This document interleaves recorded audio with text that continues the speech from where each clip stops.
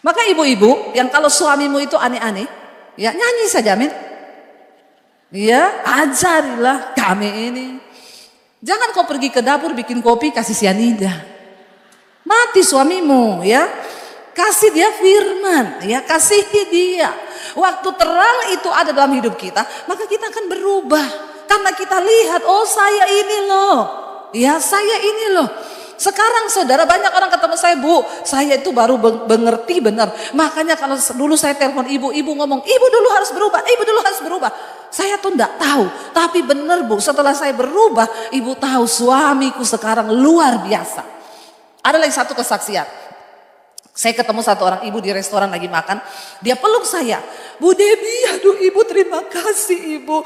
Karena ibu sudah menyelamatkan rumah tangga kami. Saya tinggalin suami saya pergi ke Bali. Puji Tuhan, ibu yang menemani suami saya setiap hari.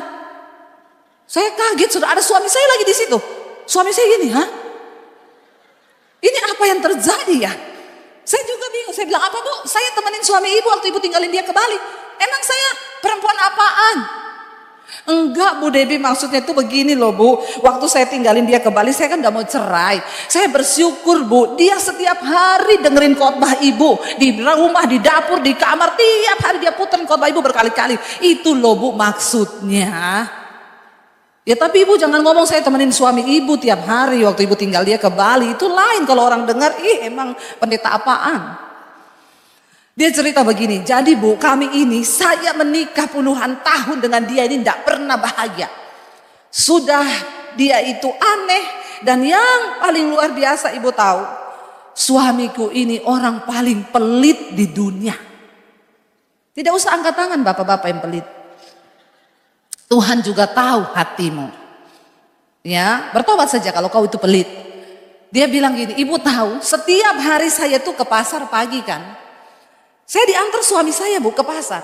Sampai orang-orang di pasar itu bilang gini, aduh ibu ini bikin kita iri ya ibu. Ya ampun, ke pasar aja ditemenin suaminya loh. Tiap hari ibu ini ditemenin suami saya. Lalu istrinya bilang, ibu tahu bukan karena dia sayang saya diantar saya ke pasar Bu. Karena dia nggak mau percayakan saya dikasih uang ke pasar. Dia takut kalau ada sisanya lalu saya ambil Bu. Itu menyakitkan Bu. Dan orang berpikir dia romantis Bu Pret. Kasihan loh bapak-bapak itu kadang ya. Aduh saudara.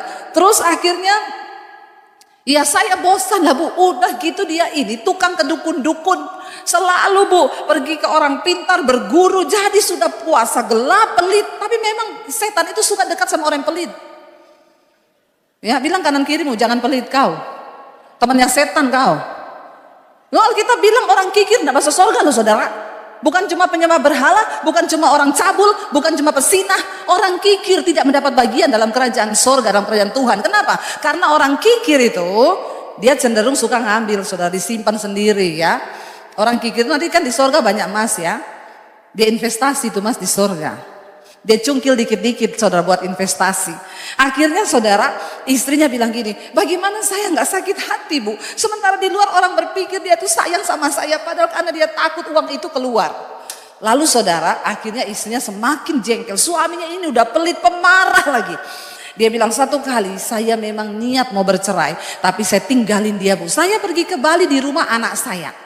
Sampai di Bali itu ya saya ini pura-pura bahagia, sebenarnya saya sedih ninggalin suami saya. Puji Tuhan, waktu saya tinggalin dia itu nemu khotbahnya ibu di channel YouTube-nya ibu. Tiap hari dia dengerin tuh khotbah-khotbah ibu semua. Saya berapa bulan gitu dia di Bali. Ibu ini bilang saya itu di Bali Bu, sedih Bu. Memang itu ramai. Saya diajak anak saya ke kafe, saya lihat tempat ramai. Tapi hati saya itu sedih Bu, karena ya biar bagaimanapun saya ini meninggalkan suami saya. Lalu suami saya itu dengerin khotbah saya, saudara. Tiap hari dia dengerin khotbah saya, kata dia. Lalu suaminya dijamah Tuhan. Dijamah Tuhan, dia bertobat, dia nangis, dia sadari bahwa selama ini dia jadi suami yang sudah salah. Lalu dia WA istrinya, dia bilang begini, Mah, pulang ke Jakarta. Ya, saya itu merindukan kamu, saya sudah berubah. Istrinya bilang gini, Pret. Ya, berubah apa? Kau itu cuma karena gak ada yang masakin, gak ada yang urusin, biar tahu rasa kau. Terus istrinya itu di Bali ngomong gini, satu saja tandanya, kalau dia berubah, dia transfer uang buat saya. Ternyata itu bisa merupakan tanda-tanda pertobatan. Ya, suami-suami, bapak-bapak, jangan kau pelit ya sama istrimu.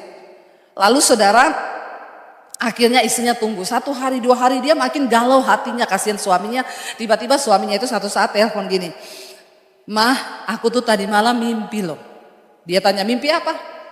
"Kamu di tempat keramaian, semua itu orang tertawa, tapi kamu nangis." Terus istrinya bilang, "Dia tahu ya saya di sini tersiksa." Terus dia tanya, "Jadi kamu mau apa?" "Aku cuma mau bilang aku ini sudah bertobat." Dalam hatinya istrinya, selama ndak transfer pret. Saudara, sebelum tutup telepon suaminya tanya, "Mah, ya kamu butuh uang di sana?" Dia bilang, "Ya udah tahu butuh." Nanya lagi, "Ya udah nanti aku transfer ya." Bertobat saudara. Istrinya bilang, bertobat loh. Hari pertama dia transfer, istrinya bilang, "Lihat dulu, jangan-jangan ini cuma umpan." Dia belum pulang, dia tunggu suaminya terus ini. Berapa hari kemudian dia WA lagi, "Kamu butuh uang ya, ini ya tak transfer." Lama-lama transfer lancar. Istrinya pulang ke Jakarta. Dan dia bilang ketika dia pulang, "Bu, suamiku berubah, Bu. 180 derajat, Bu. Dia jadi baik, enggak pelit lagi, penyayang, enggak marah-marah, mulutnya bisa direm." Kenapa? Karena terang terbit atas hidupnya. Firman Tuhan mengubahkan karakternya, saudara. Amin. Amin. Apa tanda orang sudah menerima terang Kristus dalam dirinya? Apa tanda ketika kita ini sudah mengalami Natal itu dalam hidup kita? Kita mengalami perubahan. Jadi kalau saudara menyebut dirimu anak Tuhan, tapi saudara tidak pernah berubah, hidupmu nggak berubah. Maaf saudara, ya. Jangan-jangan Tuhan tidak mengenal kita. Ya, sebab ketika kita berubah, baru kita ini orang yang mengalami perjumpaan pribadi dengan Tuhan, hidupnya itu berubah. Waktu saya ketemu Tuhan, saya mengalami perubahan, terang Tuhan masuk. Yang pertama ketika terang itu masuk di hidup saya melihat betapa gelapnya saya dulu, sehingga dosa A, B, C, D, E, F, G itu saya lakukan. Lalu saya mulai tulis daftar dosa saya. 1 pemarah, tukang tersinggung, 2 kasar, 3 iri hati, 4 gini, 5 banyak sekali catatan dosa saya. Saya berdoa, "Tuhan, terang-Mu sudah terbit dalam hidupku. Aku mau membuang semua kegelapan ini dari dalam hidupku Tuhan. Supaya aku mengalami perubahan dan terang itu ada dalam hidupku." Saya berdoa puasa saudara. Untuk melatih kita ini yang tadinya pemarah. Itu tidak bim salabim, abrakadabra, tiung, tiba-tiba shalom, itu kerasukan. Kerasukan, ya. Omong kosong. Orang itu bertumbuh dalam hal karakter itu perlu yang namanya latihan. Makanya Rasul Paulus berkata, latihan badani itu terbatas gunanya hanya di kehidupan yang ini. Saudara nge-gym, saudara makan sehat, ya saudara jalan kaki, saudara olahraga, itu semua latihan badani, bagus, baik. Tapi hanya berguna untuk kehidupan di dunia ini saja. Jangan saudara pikir setelah saudara nge-gym, saudara itu bakal umur panjang. Maaf saudara, hidup sehat, makan sehat, olahraga tidak memperpanjang umur. Sebab umur itu di tangan Tuhan. Ada atlet gym muda mati ketiban alat berat di gym, ya enggak? Mudah loh, ototnya kering. Ya kalau istilah sekarang kan. Jangan sombong, orang tuh kalau udah keluar dari gym gaya jalannya aja udah beda.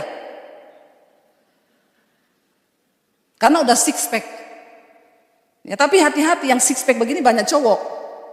Makanya wanita-wanita, perempuan-perempuan yang belum nikah, kau kalau mau cari jodoh nggak usah cari yang six pack, dia sudah punya cowok. Hati-hati loh ya, cucok meong. Laki-laki normal sekarang tuh yang one pack ini, ya, nggak six pack. Bagus, engkau hidup sehat, bagus, engkau latihan, bagus, olahraga, bagus. Tapi itu tidak memperpanjang umur, sebab umur hidup mati itu di tangan Tuhan. Ya, saya sama suami sekarang lagi menurunkan berat badan. Ya, dulu makan nasi satu orang satu, sekarang separuh bagi 2. Ya, kita kurangi yang gula-gula, dikurangi semua, yang manis-manis kurangi.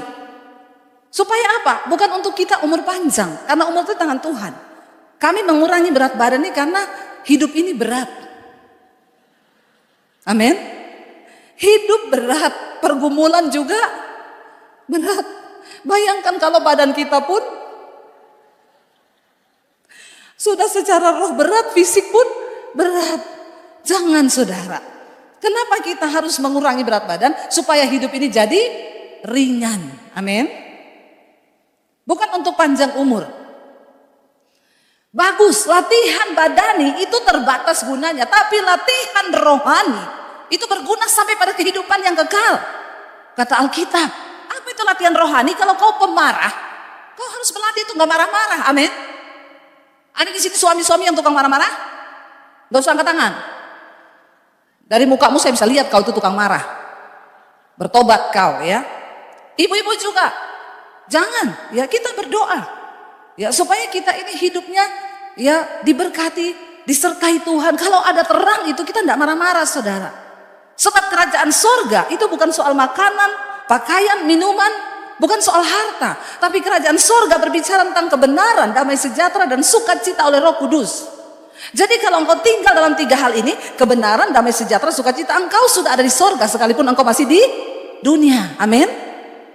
Yesus datang ke dalam dunia membawa kerajaan sorga. Apa itu? Kebenaran, damai sejahtera dan sukacita.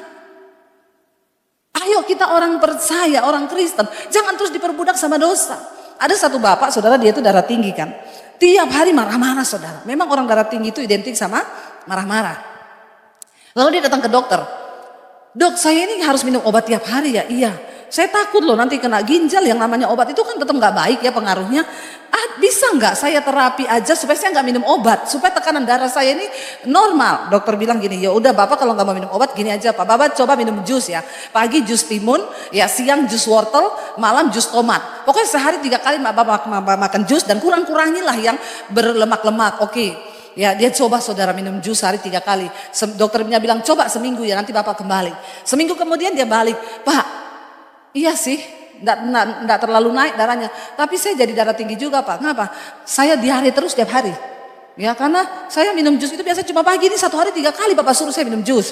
Ya sudah kalau enggak mau begitu, ya ini ada terapi sih pak. Enggak perlu obat, enggak perlu biaya, enggak perlu jus. Gini pak, bapak sehari itu tersenyum minimal ya 25 kali selama 20 detik bapak tersenyum. Karena ketika orang tersenyum itu endorfin dalam tubuh kita tuh keluar. Nah waktu endorfin itu keluar ya kita itu mengalami sorga, kenikmatan sehingga tekanan darah itu ya bisa stabil. Oh gitu ya, tersenyum 20 kali selama 20 detik. Iya, baik dok, saya coba. Ya, dia pulang saudara, sopirnya datang. Kita kemana pak? Biasa kemana? Sudah tahu juga kemana? Pulanglah. Sopirnya tanya, kita kemana pak? Ingat dokter bilang, tersenyum 20 kali selama 20 detik. Pulanglah. Gimana sih man? Udah tahu kan? Pulanglah kita. Sopirnya gitu, ih tumben. Habis kesambet apa sih bapak? Pulanglah sampai di rumah. Ya anak istrinya sudah duduk di situ. Istrinya tanya dari mana pak? Baru pulang. Biasa ngapa tanya-tanya? Ya tentu kerjaan, gak usah tanya-tanya. Dia ingat baru mau marah, dokter bilang tersenyum 20 kali selama 20 detik. Dia bilang dari dokter mah sambil masuk kamar dia hitung 1, 2, 3, 4, 5 20 detik kan saudara. Ya akhirnya besok pagi bangun istrinya sama anaknya gila ya tumben ya. Padahal biasa dia ini saudara ada roh kuda merah. Di kitab Wahyu roh kuda merah itu pencabut damai sejahtera. Orang itu kalau pemarah ada roh kuda merah yang mengikuti. Nggak usah saudara ramal, nggak usah saudara tanya sama pendoa. Itu pasti ada roh kuda merah, pencabut damai sejahtera. Biasanya ada pada bapak-bapak yang suka marah sama pada debt collector. Karena debt collector itu sangat mencabut damai sejahtera. Makanya kau jangan bekerja jadi debt collector. Kau diikuti oleh roh kuda merah. Lalu saudara, ya besok pagi dia bangun, anak-anaknya sudah di meja sarapan, meja makan sama istrinya. Dia keluar dari kamar, masuk ke ruang dapur, udah senyum. 20 detik, 1, 2. Biasanya begitu lihat anaknya, kamu kuliahmu gimana? Kuliah itu mahal ya, kamu harus sungguh kuliah, alas kamu bolos-bolos. Ini dia gini, gimana kuliahmu nak? Ya, anaknya waktu dia, papa berangkat dulu ya, dadah. Semua gini, ih kenapa ya? Namanya orang mau sembuh, semua dilakukan.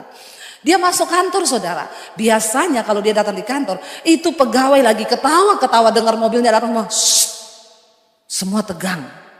Karena roh kuda merah datang. Pencabut damai sejahtera. Jangan kau jadi orang pembawa roh kuda merah ya. Lalu saudara semua tegang, bos datang, semua pura-pura kerja. Begitu dia masuk, pagi Pak, tiba-tiba dia gini, pagi, pagi.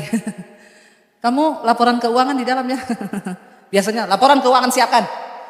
Nah waktu dia di dalam ruangan, laporan keuangannya datang tok tok tok. Pak permisi Pak, mau laporan Pak. Ya duduk. Gimana laporannya? Biasanya ada yang selisih saudara.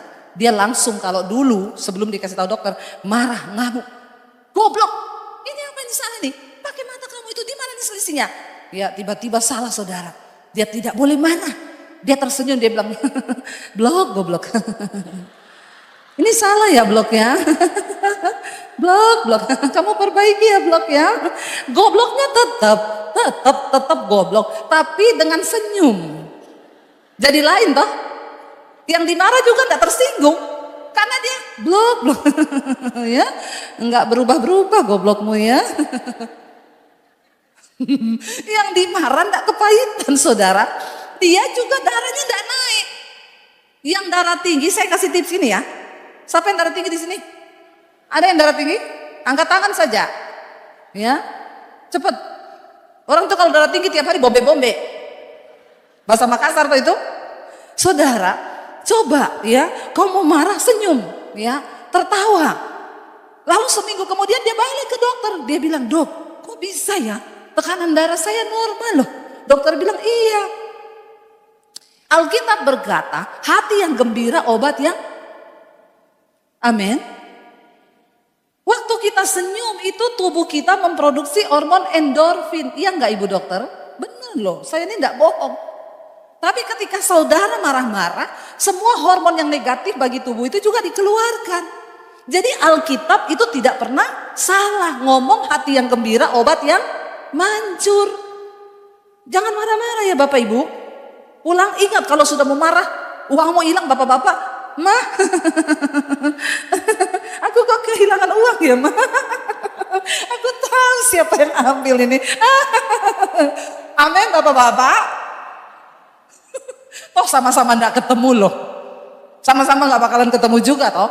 Tapi daripada kau marah-marah, lebih baik kau tersenyum. Ya, jadi saudara saya berdoa hari ini. Ayo kita maknai Natal tahun ini dengan perubahan hidup. Nggak ada yang amin. Supaya hidup berubah, dengar baik, ketika engkau hidup dalam damai sejahtera, sukacita dan kebenaran, engkau sedang menghadirkan kerajaan surga di dalam hidupmu, maka engkau akan mengalami berkat-berkat Tuhan.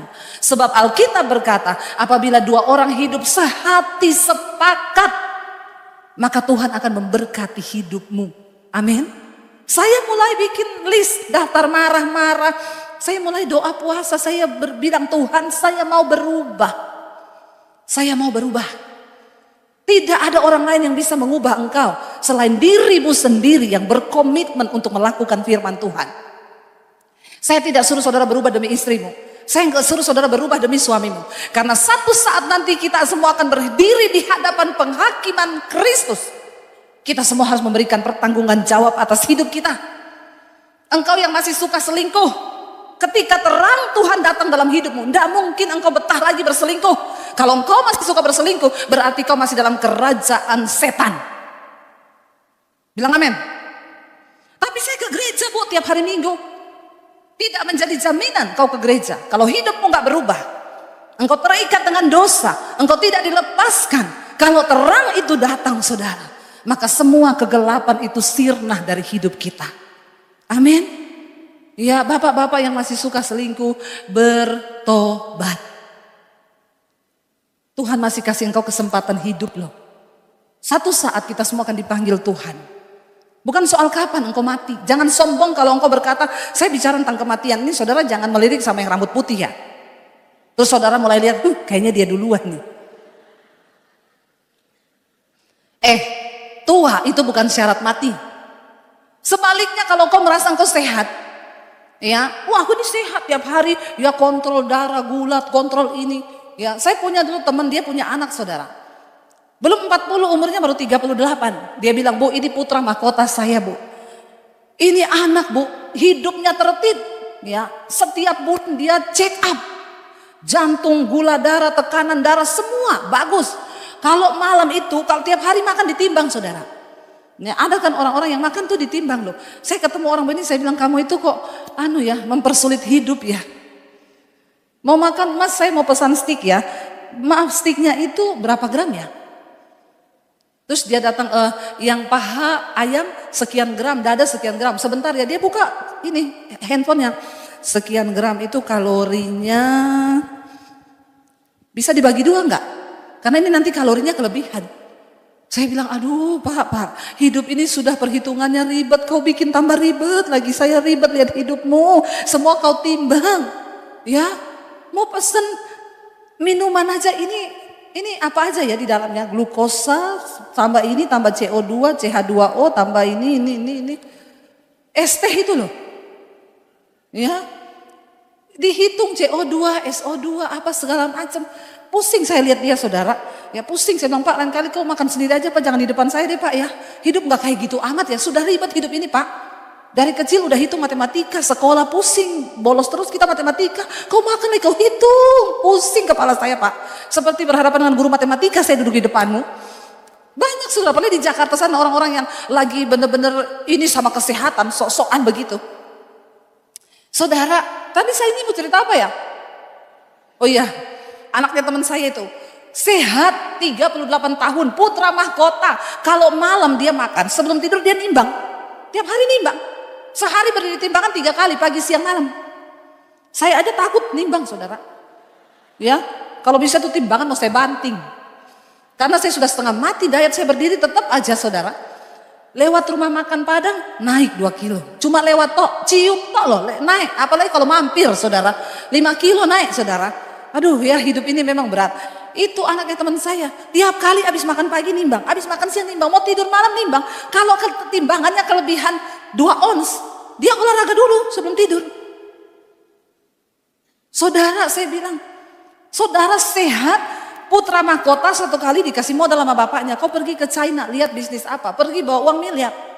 Saudara tahu pulang di peti. Pulang di peti. Kenapa?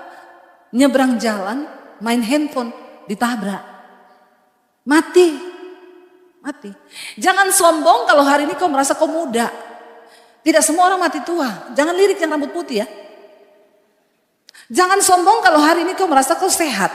Karena tidak semua orang mati sakit. Kita kemarin kehilangan ya salah seorang panutan iman kita, ya Pak Abraham, Ibu baru pulang. Saya tuh kalau ke Malang, pelayanan di YHS Malang itu beliau Pak Bu yang temenin kita, hospitality kita makan. Ya, saya kaget setengah mati dengar kemarin meninggal habis pelayanan loh. Ya, enak banget loh meninggalnya ya, tapi yang nggak enak yang ditinggal toh. Ya, saya tuh bilang sama Tuhan, saya pengen mati tuh sehat-sehat terus mati Tuhan. Jangan, karena saya tuh mati siap, yang nggak siap tuh setengah mati. Lo jangan kau tertawa, bener doa begitu saudara. Karena banyak orang nggak bisa mati loh.